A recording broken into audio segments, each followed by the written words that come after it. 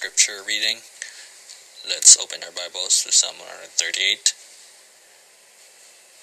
I will praise thee with my whole heart, before the gods will I sing praise unto thee. I will worship toward thy holy temple, and praise thy name for thy loving kindness and for thy truth. For thou hast magnified thy word above all thy name. In the day when I cried, thou answerest me, and strengthenest me with strength in my soul.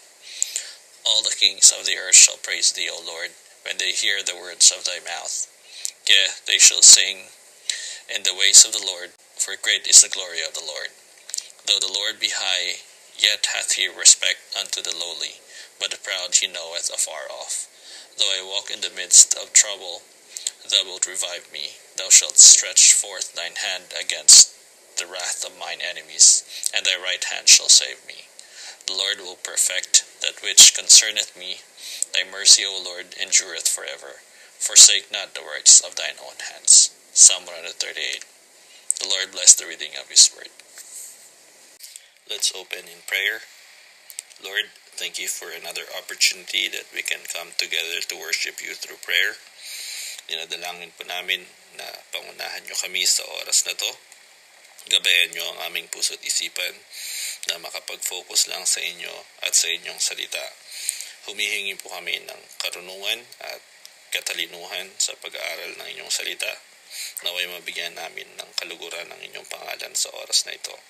Ito po ang aming dalangin. In Jesus' name, Amen.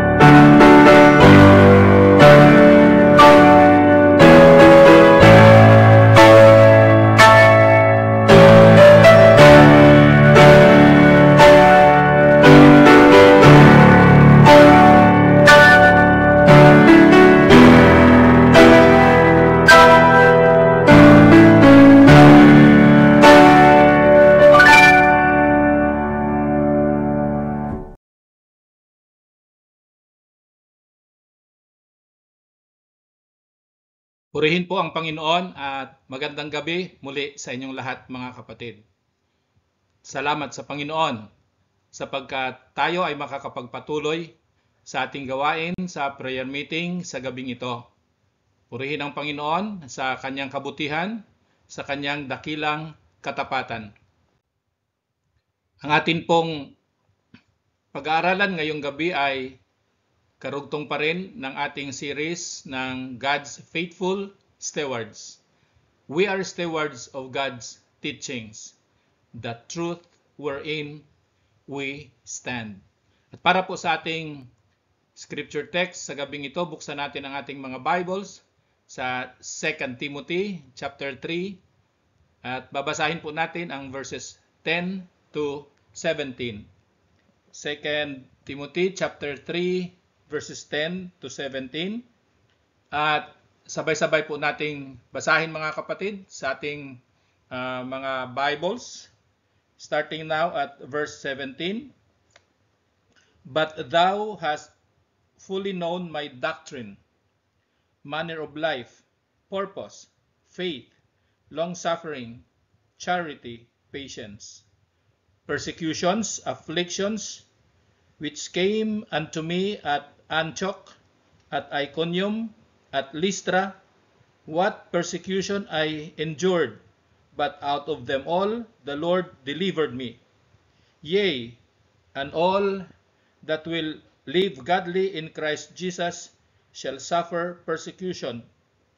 But evil men and seducers shall wax worse and worse, deceiving and being deceived. But continue thou in the things which thou hast learned and hast been assured of, knowing of whom thou hast learned them, and that from a child thou hast known the holy scriptures, which are able to make thee wise unto salvation through faith which be in Christ Jesus. All scripture is given by inspiration of God, and is profitable for doctrine, for reproof, for correction, for instruction in righteousness, that the man of God may be perfect, thoroughly furnished unto all good works. Pagpalain tayo ng Panginoon sa pagkabasa ng kanyang salita. Manalangin po tayo. Panginoon, naming Diyos, Ama naming mapagmahal, salamat po sapagkat ang mga pag-aaralan namin ngayong gabi ay mahalagang mga tagubilin mo, mahalagang mga paalala mo sa amin upang kami ay makatayo, makapanindigan na mayroong kagalakan, mayroong lakas ng loob at may katatagan sa gitna ng magulong mundong ito. At ganun din po, Panginoon, makapaglingkod kami sa inyo na may katapatan. Bigyan mo kami ng pangunawa sa pamamagitan ng iyong banal na Espiritu sa aming pag-aaral sa gabing ito sa pangalan ni Jesus. Amen. Bilang recollection sa ating napag-aralan nung nakaraang Huwebes na binahagi sa atin ni kapatid na A, patungkol sa surrender ng mananampalataya sa kanyang Panginoon. Surrender is a decision which we have to take based and done on what we have heard and learned, because God commanded us to live according to what we have heard and learned. Mga kapatid, may suko natin ang ating buhay sa Panginoon sapagkat tinuruan niya tayo ng napakaraming mga bagay na dapat po nating ipamuhay. At may mga pinahalagahan siyang mga punto doon. We have to surrender our life to God dahil siya ang tumubos sa atin at hindi na sa atin ang ating buhay. But surrender to God is a very important thing and thought sa ating buhay sapagkat katulad ng sinasabi sa James chapter 1 verse 22 na lagi po nating naririnig, nababasa, at binabanggit natin sa ating mga pag-aaral ng salita ng Panginoon na ganito po ang sinasabi, But be ye doers of the word, and not hearers only, deceiving your own selves. Hindi lang tayo nakikinig sa mga turo ng Panginoon, bagkos matuto tayo sapagkat kailangan po natin itong ipamuhay. At binigyang diin yan dito sa chapter 4 verse 17. Ang sabi niya, James chapter 4 verse 17. Therefore to him that knoweth to do good, and doeth it not, to him it is sin. Pagsuko natin sa ating buhay sa Panginoon ay kung ano yung ating natutuhan, narinig, ay ating ipamuhay sapagkat tinuturuan tayo ng Panginoon hindi lang para ma-inform tayo, kundi makalakad tayo na nakasuko ang ating buhay sa Kanya at makapamuhay tayong may katapatan sa ating Panginoon. And if we have to remember, beloved in the Lord, sa ating Christian discipleship, there are two important emphasis sa ating mga napag-aralan. Number one, the believers being diligent learners of Christ and of His teachings. Natututo tayo kung sino ang ating Panginoon, natututuhan natin kung ano ang Kanyang mga itinuturo bilang Kanyang mga disciples. Number two, and the believers becoming faithful followers of Christ and being conformed to His death. Ito po ang discipleship. Christ has something to teach us, being our teacher, and as believers, we have to become faithful followers of what we have learned and also to be conformed to the image of our Lord and Savior Jesus Christ, our Master, our teacher, and our leader. At para po sa ating proposition sa pag-aaral na ito mga kapatid, mula sa ating binasa kanina sa 2 Timothy 3:16, we know that the scriptures, the written word of God, give us correct teachings or doctrines. Kaya nga sabi niya, all scripture is given by inspiration of God and is profitable for doctrine. And these teachings produce correct living. Sabi niya sa verse 17, that the man of God may be perfect, thoroughly furnished unto all good works. Dito sa mga talatang ito, makikita po natin, number one, ang foundation of life ay scriptural doctrines. Pundasyon ng ating pang-araw-araw na buhay para makapamuhay tayong kalugod-lugod sa Panginoon ay ang mga katuroang galing sa salita ng Panginoon. And the process in life we have to go through is that there is reproof sa ating pagkakamali. Para maunawaan natin ang ating kamalian, there is correction para maituro sa atin kung anong dapat nating gawin. And there is instruction para makapamuhay tayo sa katwiran. And the fruit or product of life mula sa pag-aaral at sa tinuro ng salita ng Panginoon is mature believer. Nagiging matibay tayo, matapat sa paglilingkod sa Panginoon at mabungahin sa ating buhay. And the purpose of our lesson and message this evening is to help the believers realize that it is of great importance for us to learn diligently what God teaches us, because they are the reasons and cause of our faithfulness to Him. Kung hindi tayo matuto at maturuan sa pamamagitan ng salita ng Panginoon, ng tamang mga doctrines, ay walang dahilan, mahihirapan tayo na mamuhay na may katapatan sa Panginoon. And we have to note, o kaya kailangan nating maalaala mga kapatid, that there are movements, clubs, societies, cults, and even rebel groups that they have deep commitment, which they even call as faithfulness, because they have given great and deep value on their teachings.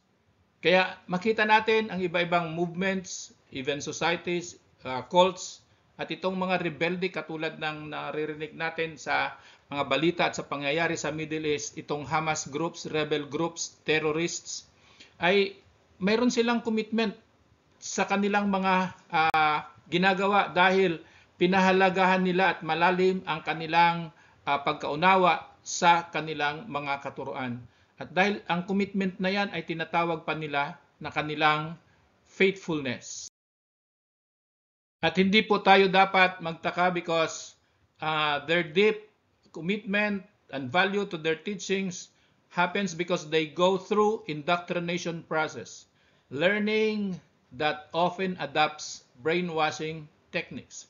Paulit-ulit, mahabang panahon, minsan mag-aaral ka na wala kang kain, yung katawan mo mahina na, basta na lang sumusunod ang iyong isip and you accept some of these teachings through indoctrination dahil pumapayag na lang ang iyong kaisipan.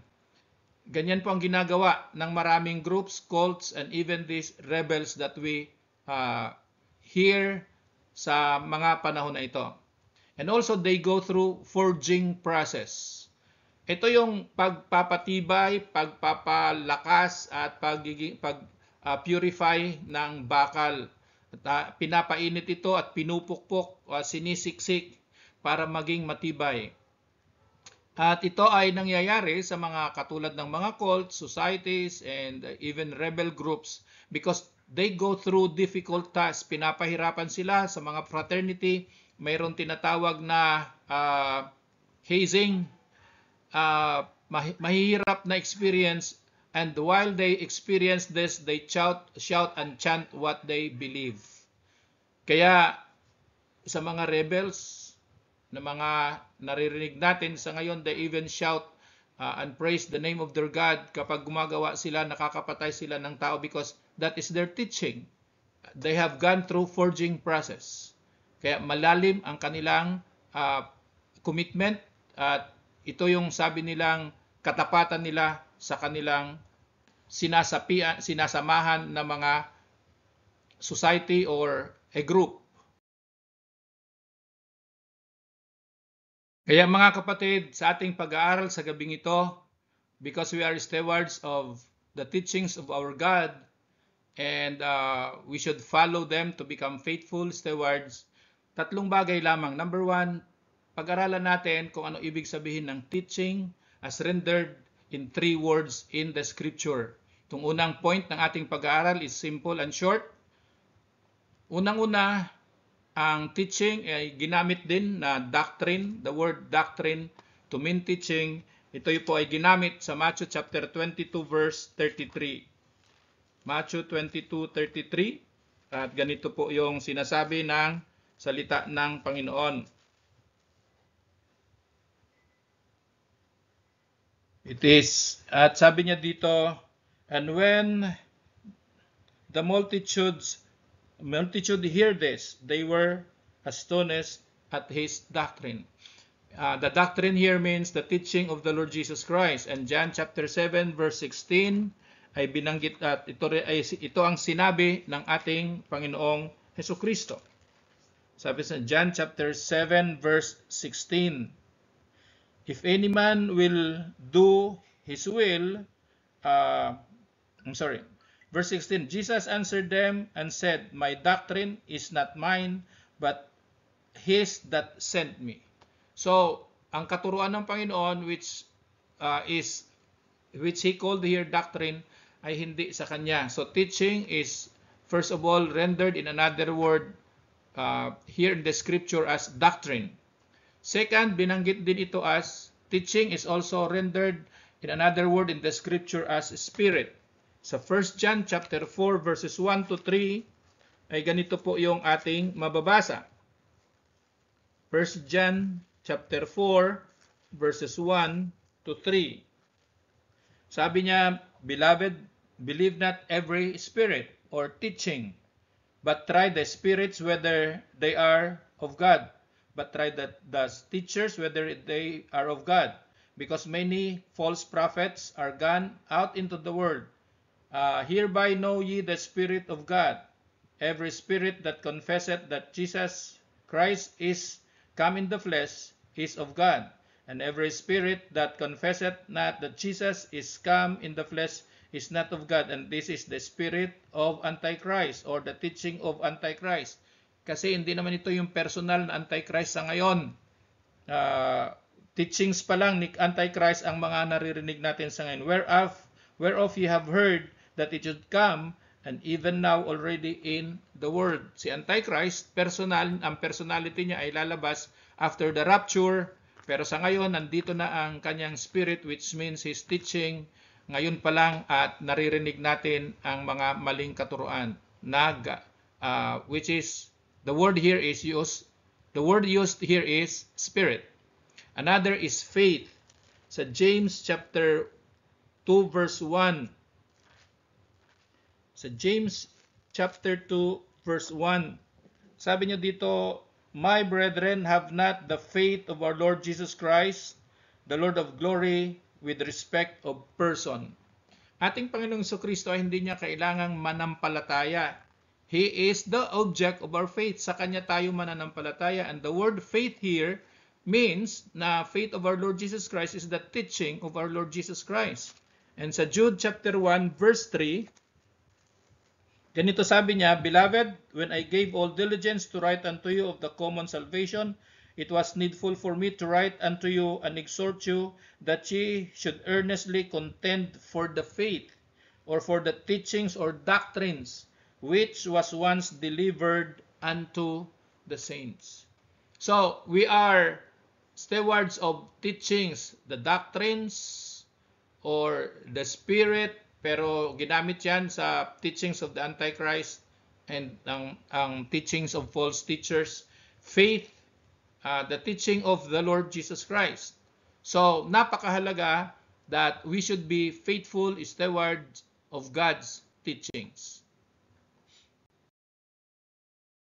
Now, the second point na gusto kong mapag-aralan natin, mga kapatid, as faithful stewards of the teachings of God are the different teachings or doctrines mentioned in the scripture.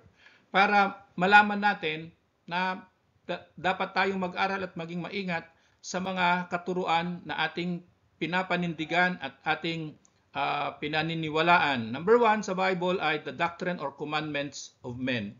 Ito ay based on traditions and human reasoning or philosophy. Sabi niya sa Matthew chapter 15 verse 9, lagi nating naririnig sa pagpaalala ng Panginoon sa mga tao na hindi totoong nanampalataya sa Kanya, na ang kanilang pagkilala sa Panginoon ay sa bibig, sa labi lang. Pagpupuri sa Panginoon ay sa bibig at sa labi lang. Ang kanilang doktrina at katuruan ay galing sa turo ng tao. Sabi niya dito, Matthew chapter 15 verse 9. Sabi niya, "But in vain they do worship me, teaching for doctrines the commandments of men." Their doctrines ay mga galing sa kautusan ng tao. Sa 1 Corinthians chapter 2 verse 5, mayroon din tayong makikita na binanggit dito ng Panginoon. We have to really understand this, mga kapatid. Baka naman ang ating pananampalataya at ang ating mga katuruan ay katulad lang ng pinaniniwalaan ng mga unbelievers, that they are not from God. Sa chapter 2 verse 5, ang sabi niya, that your faith should not stand in the wisdom of men, but in the power of God. So sa karunungan, sa pagkaisipan ng tao, may mga doktrina na nakabatay sa mga bagay na yon, sa mga karunungan at kaisipan lang ng tao. Sa Colossians chapter 2 verse 8 ay binigyan din tayo ng paalala ng Panginoon through the writing of the Apostle Paul. Ang sabi niya dito, "Beware lest any man spoil you through philosophy and vain deceit, after the rudiments of men, after the rudiments of the world, and not after Christ." Philosophy or vain deceit, dahil sa nakabatay sa karunungan ng tao, ito pa yung mga doctrines or commandments of men. Another doctrine mentioned in the scripture is the doctrine of the Pharisees and the Sadducees. We call this an eye service religion. Sa Matthew 16 verse 12, ang sabi niya dito, "Then understood they how that he bade them not beware of the leaven of bread, but of the doctrine of the Pharisees and of the Sadducees." Nang sinabi ng Panginoon, beware of the leaven of the Pharisees, actually hindi ito yung leaven na ginagamit sa tinapay, yung pampaalsa na ginagamit sa tinapay, kundi ang doctrine or teachings of the Pharisees. At makita po natin dito sa Matthew chapter 23 kung anong uri ng turo mayroon sila. Matthew chapter at kung ano ang pagpapahalaga nila sa mga turo na ito. Matthew 23 verses 1 to 5. At ganito po yung ating mababasa, mga kapatid. Then spake Jesus to the multitude and to his disciples, saying, The scribes and the Pharisees sit in Moses' seat. All therefore whatsoever they bid you observe, that observe and do, but do not ye after their words, for they say and do not. So they have words or they have teachings. Sinasabi nila pero hindi nila isinasagawa. For they bind heavy burden and grievous to be borne, and lay them on man's shoulders, but they themselves will not move them with one of their fingers. For all their works they do for to be seen of men, they make broad their phylacteries and enlarge the borders of their garments. So ang doctrine of the Pharisees and Sadducees are just teachings, but they don't put it into action.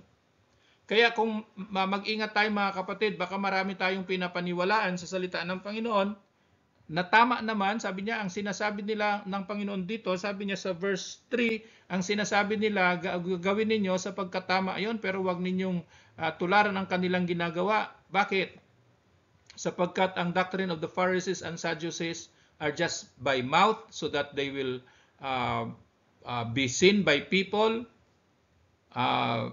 Nagtuturo sila pero hindi nila ipinamumuhay.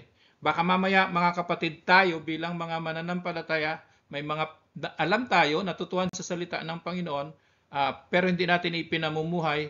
Ito yung sinasabi ng Panginoon, doctrine of the Pharisees and Sadducees, teaching and practice of the Sadducees and the Pharisees. Ang ikatlong uri ng teachings or doctrines mentioned in the scripture are doctrines of devils. Doctrines that are seductive and appealing to the flesh but not to the spirit. Tinatawag din ito na strange doctrines. Pansinin niyo, mga kapatid, buksan niyo ang inyong mga Bibles dahil binanggit ito ni Paul kay Timothy sa 1 Timothy chapter 4 verses 1 to 3. 1 Timothy chapter 4 verses 1 to 3. At ganito po yung ating mababasa. Now the Spirit speaketh expressly that in the latter times some shall depart from the faith, giving heed to seducing spirits and doctrines of devils, speaking lies in hypocrisy, having their conscience seared with hot iron, forbidding to marry, and commanding to abstain from meats which God hath created, to be received with thanksgiving of them which believe and know the truth. Makikita po natin dito, mga kapatid, ang doctrines of devils. It is seductive dahil ang mga devils ay mapanlinlang, mapandaya, at mapangakit sila, and their doctrine is appealing to the flesh. Laman, not only sa nasa ng laman, but even after just what we take physically, material food. Kaya buksan ninyo ang inyong mga Bible sa Hebrews chapter 13 verse 9. At ganito po yung mababasa natin sa talatang ito. Sabi niya po dito, mga kapatid, be not carried about with the diverse and strange doctrines, for it is a good thing that the heart be established with grace and not with meats, which have not profited them that have been occupied therewith. May mga tao na kanilang tanong na lang, bawal ba itong kainin? Ito ba ay pwedeng kainin? Inilalayo sila ng diablo at ng mga evil spirit, false teachers sa kahalaga sa ating spiritual na buhay. They don't have value for their spiritual need. Kaya doctrine of devil, seductive and appealing to the flesh, but has no concern to the spirit. Sabi ng Panginoon ay strange doctrines. Another doctrine is the doctrine of cults. Ito ay tinatawag na proof text doctrine. Building up a teaching that is out of the context of the scripture. Kung titingnan natin sa 2 Timothy chapter 3 verse 7 to 8 ay ganito po yung binanggit ni Apostol Pablo muli. Ang sabi niya, ever learning and never able to come to the knowledge of the truth. Now as Jannes and Jambres withstood Moses, so do these also resist the truth. Men of corrupt mind reprobate concerning the faith. Kita po natin mga kapatid, nag-aaral sila pero hindi nila natututuhan ng lubos ang patungkol sa tamang pananampalataya at tamang katuruan ng salita ng Panginoon. Ginagawa po nila kasi ay makakita sila ng isang talata at diyan na nila bubuuhin ang kanilang pinaka body of their faith and body of their teaching. Kaya sabi ni Peter sa 2 Peter chapter 3 verse 16, may paalala din siya dito in connection to the doctrines of the cults. Sabi niya sa 2 Peter 3:16, has also in all his epistles speaking of them, of these things, in which are some things hard to be understood, which they that are unlearned and unstable rest, as they do also the other scriptures, unto their own destruction. Wala silang pangunawa sa scripture at kung tinuturo nila ang salita ng Panginoon, it is to their own destruction. Ito yung doctrine of the cults. Anyaya sila ng napakaraming tao pero hindi nila naunawaan ang buong konteksto ng banal na kasulatan. Halos kaparehas din sila ng human doctrine of men or commandments of men dahil ang ginagamit nilang basihan ng kanilang katuruan ay kung ano yung kayang explain what is rational to man.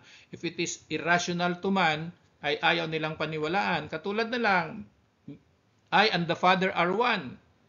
Pipilosopuhin nila yon, gagawa pa sila ng math, 1 plus 1 equals 2. Bakit sabi nyo isa? Ay nakalimutan nila na mayroon ding principle sa Bible na sa mathematics na 1 times 1 equals 1. So mga kapatid, yan ang doctrine of cults. So, mga kapatid, ano ba yung saan nakabase ang ating pananampalataya? Do we patronize the doctrine of men, the doctrine of devils, the doctrine of cults? And lastly, sa ating pag-aaral, the example and exhortation we must follow concerning doctrines. Sa Acts chapter 2 verse 42, makikita po natin ang isang example na nabanggit dito, the example of the New Testament church. They continued steadfastly in the apostles' doctrine with dedicated time and place. Acts chapter 2 verse 42. Kaya mga kapatid, kung tayo po ay mga faithful stewards of the teachings of our God, ang dapat po nating gawin ay balikan natin yung ginagawa ng mga unang mananampalataya, the early New Testament church. At dito katulad ng paalala ko lagi, dito nakatayo yung ating, at dito nakuha yung ating logo ng First Baptist Church of Pildir. And they continued steadfastly in the apostles' doctrine and fellowship and in breaking of bread and in prayers. Patuloy silang nag-aaral ng mga katuruan na ipinagtagubilin ng Panginoon sa mga apostles. Dahil sila yung mga nakasama ng Panginoon sa kanyang pagtuturo. Sabi ni John, natutuhan namin sa kanya na aming nakita, na aming nahawakan, nakasama nila sa halos mahigit 3 taon na turuan. Apostle Paul has a revelation from God after he was saved. Binigyan siya ng revelation ng Panginoon. Ito ay mga katuruan, matibay na katuruan ng ating Panginoon. We must follow the example of the New Testament church. Continue steadfastly in learning the doctrines. And sa verse 46, makikita po natin na mayroong they dedicated time and place. Ang sabi niya dito, and they continued daily. Mayroon silang panahon, araw-araw, with one accord in the temple. So, ang place nila ay temple and breaking bread from house to house. Hindi lang naman to pag-Lord Supper dahil pag nag-Lord Supper sila noon, they have to study the scripture. So the study of the scripture, teachings, giving importance to the teachings of our God. Bilang mga stewards, we have the example, the early New Testament church, they continued steadfastly in the apostles' doctrine, and they have a dedicated time and place. Another is 1 Timothy chapter 1 verse 3, exhortation na kailangan nating pakatandaan, mga kapatid. We must not allow other doctrines to be taught in the church. Sa 1 Timothy chapter 1 verse 3, sabi niya po dito, "And I besought thee to abide still at Ephesus when I went into Macedonia, that thou mightest charge them that they teach no other doctrine." Kahit tayo, mga kapatid, pakaingatan natin na hindi natin pahintulutan na ang mga maling katuruan ay makapasok sa atin sa church. We are stewards of the teaching of God. At doon sa Acts chapter 17 verse 11 ay makita po natin ang kanilang attitude, paano nila iningatan na hindi sila pasukin ng mga maling doktrina. Sabi niya sa verse 11, these were more noble than these in Thessalonica, in that they received the word with all readiness of mind. Handa silang mag-aral, and they searched the scriptures daily whether these things were so.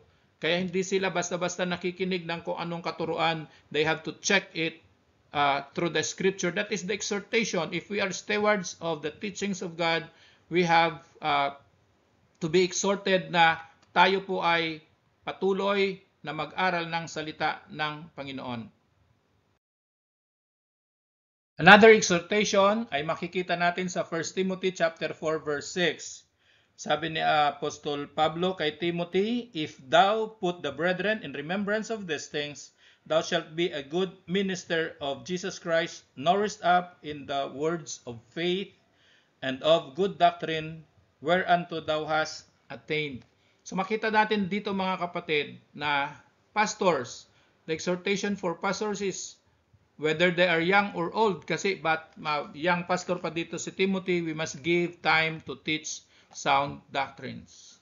Talagang ituro yung kabuuan, the whole counsel of God. Yung sound doctrine are doctrines that are embedded, nakikita natin mismo sa salita ng Panginoon.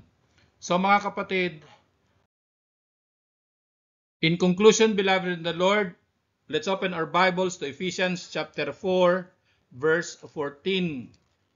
At ganito po ang mababasa natin, "That we henceforth be no more children, tossed to and fro, and carried about with every wind of doctrine, by the sleight of men and cunning craftiness, whereby they lie in wait to deceive." Let all believers acknowledge the fact that God wants us to be faithful stewards of God's teaching. It is a responsibility that goes together with our maturity in the faith. Kaya sabi niya dito, that we henceforth be no more children tossed to and fro with every kind of doctrine. David Guttschik said in his commentary, "Those who do not mature in this way," ibig sabihin, hindi na tayo hinahampas-hampas pa at tinatangay-tangay pa ng iba-ibang doktrina, are targets of deceivers. Pagka hindi ka pa tumibay, you are not a steward of the teachings of God, that you understood it, studied it, and live by it, you are target of deceivers who are effective precisely because they operate with trickery and cunning craftiness. Mapanlin lang sila. At hindi ninyo, mga kapatid, mapapansin na linlang na pala kayo. And they lie in wait to deceive. They are out there like landmines that only mature can avoid. Kaya we should be faithful stewards of the teachings of God. The challenge for us is, are you still struggling, or you are now settled with the doctrines you believe? In the doctrine of God and Trinity. May mga nagtuturo kasi na walang Trinity, oneness lang. Settled na ba kayo dyan, mga kapatid, o nag-struggle pa kayo? In the deity of Christ, mahalaga ba sa inyo na kilalanin si Kristo na Diyos? O hanggang sa ngayon, kahit na maging iglesia ni Kristo o na hindi naniniwala sa deity ni Christ ang inyong kamag-anak, okay lang sa inyo? Because maybe you're not yet settled with the doctrines you believe. Assurance of salvation, paano mo natiyak na ikaw ay ligtas? Do you have the biblical doctrine of salvation? Ang salvation mo ay hindi nakabatay sa sinasabi ng salita ng Panginoon, nakabatay ito sa iyong damdamin at kung ano-anong pagbabakasakali. The doctrine of the church, mahalaga ba sa iyo na pumupunta ka sa church? O nakikifellowship ka lang at palundag-lundag ka lang ng church? Teachings, mahalaga sa Panginoon ang church. And we should know, we should be stewards of His teaching, na kung hindi tayo nagkaroon ng isang commitment na maging kabahagi ng local church, then we should check our doctrine. Are we stewards of the doctrines that we believe, wherein we stand? Christian living, sa iyo bang Christian living? You have dedication to God, you have learned separation from sin, and you are committed to righteousness.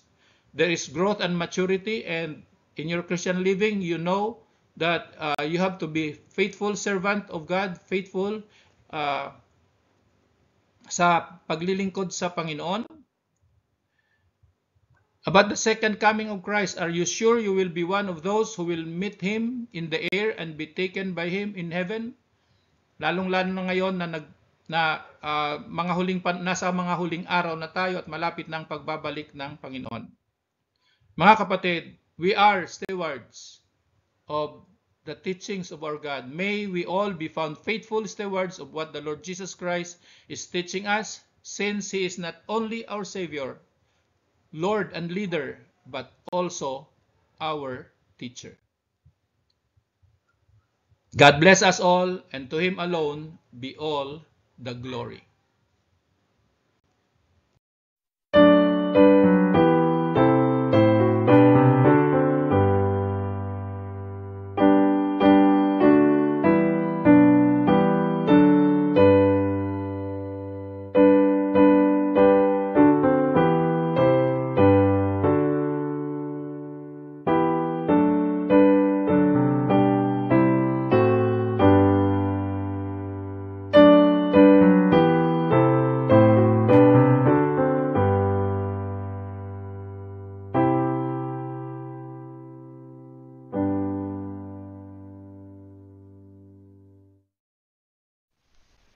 Malachi 3:8-10.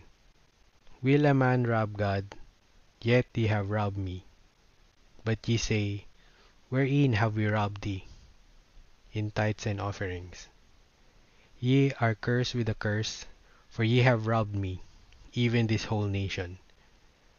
Bring ye all the tithes into the storehouse, that there may be meat in mine house, and prove me now herewith, saith the Lord of hosts. If I will not open you the windows of heaven, and pour you out a blessing, that there shall not be room enough to receive it. Malachi 3:8-10. Our gracious Heavenly Father, we thank you for your provisions. Thank you for giving us our everyday needs. Thank you for the good health that we can go to our work and take care of our businesses. We thank you for this opportunity and privilege that we can return our tithes to you and give our offerings. Please bless these for the furtherance of your work. In Jesus' name, amen.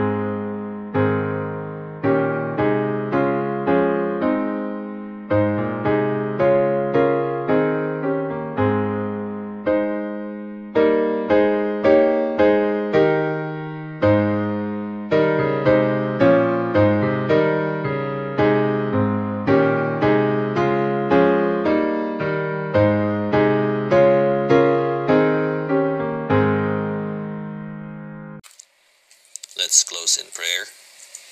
Ama, salamat po sa inyong paggabay sa amin.